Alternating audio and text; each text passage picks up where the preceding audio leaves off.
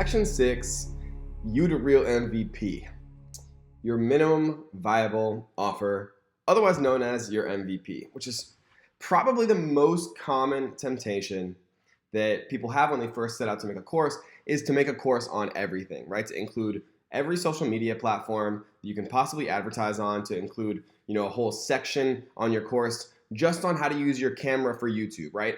I could have made this course into a bazillion pages. But this is a critical mistake, not only because it's going to take you forever, but most importantly, because it's going to overwhelm your students to the point where they're not going to take any action. If they don't take any action, they're not going to get any results. If they don't get any results, right, then your course is going to inevitably die. What your course really kind of lives and dies on is the success stories of your students, right? Because word of mouth, and with the communication infrastructure that the internet has created, without word of mouth and without success stories, your course will die. And so what you actually want to do, which is very counterintuitive to a lot of people, especially at first, is include as little information as possible to get your students from their pain to their desires in the most impactful, transformative way. Right? Getting your students earth-shattering results with the least amount of information is known as your minimum viable product. Right? And what can we learn from the software world and their minimum viable products? In the software world, where people build applications and programs, right, there's a concept called your MVP, right? And which is not to be confused with most valuable player for all of the sports fans out there. And what happened was all of these massive software companies, kept getting built over and over and over again, and people were adding all these features and super advanced features and all of these different things, and all this software just became more and more and more complex. And the software industry basically became a place where software companies would more or less add as many features as possible because they thought that having the most features would make their software and thus their companies the most valuable compared to their competitors. Right? But this is a quote that I've been saying numerous times throughout the training. If I had more time, I would have written you a shorter letter, right? It actually takes longer to make your thoughts and ideas concise, right? And to really only present data that's going to be of maximum value to your end student, or in the case of software, your end user. And so the first version of the first course I ever created was called the Amazon Ninja course. And I let something like 3 initial beta testers in, and at the time, all the quote unquote course was a collection of scattered notes in Google Drive and kind of a broken put together Facebook group, because I didn't know what I was doing, right? But people loved the one-on-one attention that I was giving them, and what I quickly learned was I needed something more scalable that I could actually teach them, one-on-one, quote unquote, but without my direct attention 100% of the time, right? And so the only way to really teach people one-on-one without your direct attention is via video, just like you're learning from me right now. And the thing that I learned, and this is such an important point, I can't stress this enough, everything good, right? Everything great that becomes amazing and beautiful evolves from something that starts very small and scrappy, right? And so always erring on the side of less, not more, is actually going to do you, a service in the long run. And most software companies that failed, right, they thought of their application or their software bundle or suite as kind of a picnic basket. They assumed the more stuff that they stuffed inside, the better, right? They built out a million different complicated features to use, right, that were so overwhelming that no one actually used them or touched them. And so something you have to constantly battle with as a course creator is not allowing your students to get overwhelmed, right? You want ultimate simplicity so that somebody can pick something up, even if they have no idea what it is, and learn from A to Z, right? Just because something is simple for you does not mean that it's simple for someone else. And generally, the hardest part for most people is not necessarily the tactical portions, but the mindset that's required to actually get started, to see some momentum build, right? And to accumulate some quick wins and to break through to the point of massive return in the incremental compound interest kind of exponential chart that we've talked about a number of times. And so it's your responsibility as a course creator to create numbered lists and break things into kind of bite-sized chunks and sections in every way you can. And you'll notice that, in DCS, the tutorials are all split into numbered chapters and sections inside of chapters. And even the paragraphs themselves are all in bite-sized chunks, right? We could have made just like a big wall of text, but that's very overwhelming to read. You want to take out all of the overwhelming and make things as frictionless as possible, right? With software, it's ultimate simplicity, simple buttons, right? Removing all of the excess, right? All of the fluff. With courses, right? It's removing all of the overwhelming nature of the text walls, the overwhelming nature of the content you include, right? The technological tutorials that you'll see heavily in chapter 5, but also in chapter 2, section 6, right? They're split up and they're easy to follow, as easy as humanly possible. Everything you need, step by step, right? Each chapter inside of DCS starts with what you'll learn, right? And then the goal of the chapter itself. And then it ends with the summary and the checklist so that you can really recap everything you've learned in a beautiful way. And don't try to memorize all this stuff, right?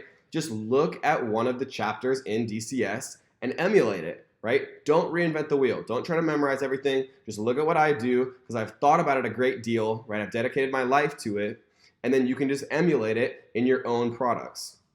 And all of this stuff is not done by accident, right? It's all very intentional, and it's something that you should do as well when you set out to actually create your own program, which is what we're going to talk about in the next chapter.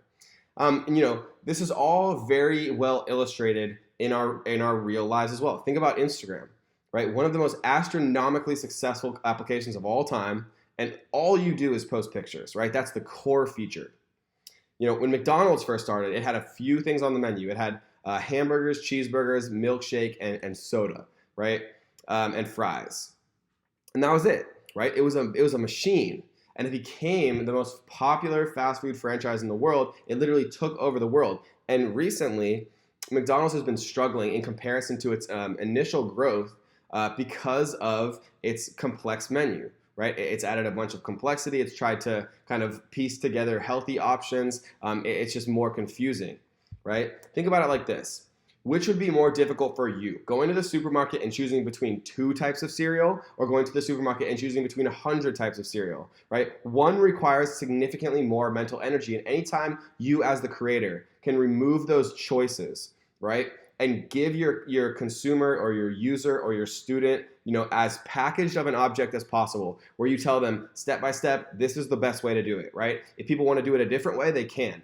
But you're giving them a pre-bundled package that has all of the choices made for them that you feel are the best possible selections. Same with software, right? How the best software companies do it is they'll give you a piece of software and it'll have all of the decisions made for you, right? But it'll have an advanced options section that's hidden by default. You click it, and then you can make all the selections if you want to really customize things. But the thing is, only 1% of users are even going to click that advanced options, right? 99% of users are just going to trust the default settings and use it, and it's going to go seamlessly, and everything's going to be great, right?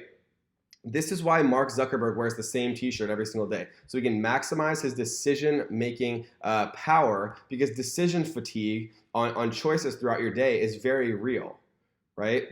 What happens is a few disruptive people came into the software model, right? And they came up with the idea of the minimum viable product. And this was the minimum number of features required to satisfy the customer, right? And to cover the customer's core needs.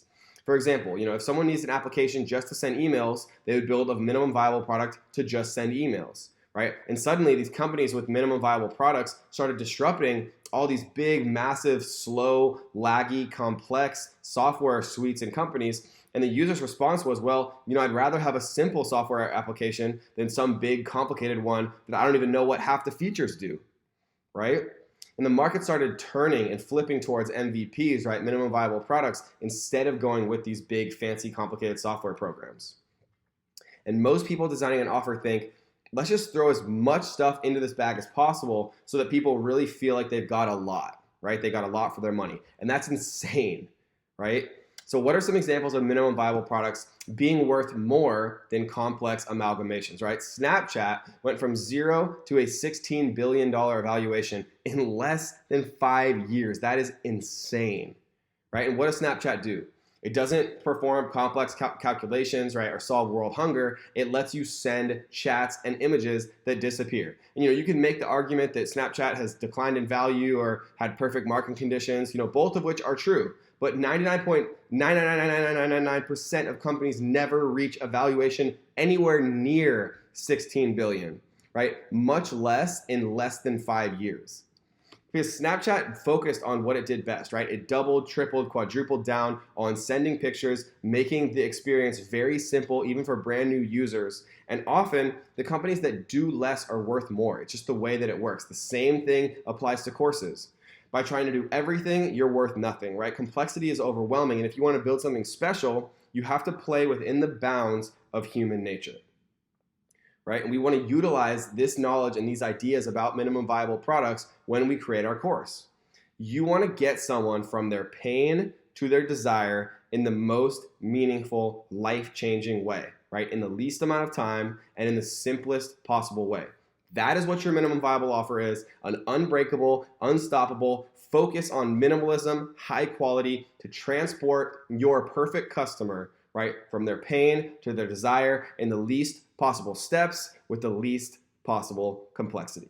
So I hope you guys enjoyed this, and let's get to the next.